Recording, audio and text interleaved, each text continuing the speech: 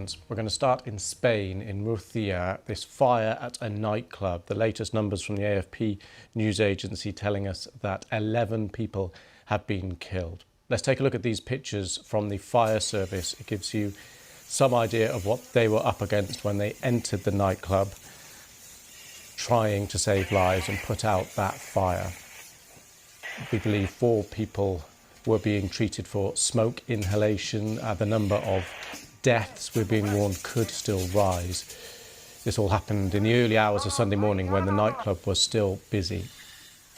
Right, let's just take a look at where this happened. This is in Spain, in Murcia, as I mentioned, early hours of Sunday morning at the Teatre nightclub. Right, let's go live now to our reporter in Madrid, Guy Hedgecoe. Guy, what's the latest? Well, the emergency services have confirmed that number you mentioned there of victims of this fire. That 11 is the latest number we have.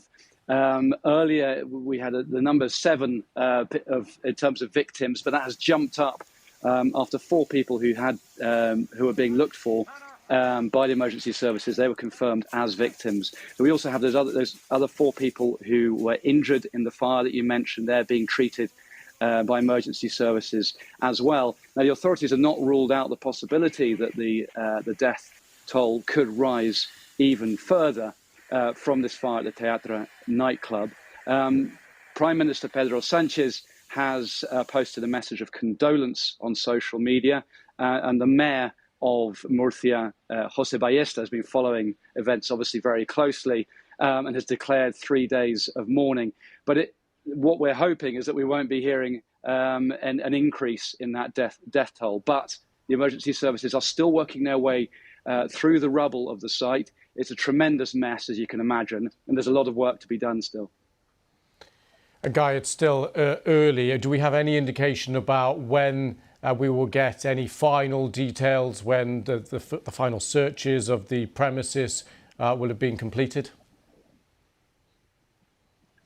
Well, no, we don't know for sure. I mean, we know that emergency services are on the site. They've been working there since quite early in the morning. The fire broke out at around 6 o'clock in the morning, we were told, and it was under control by around 7 o'clock.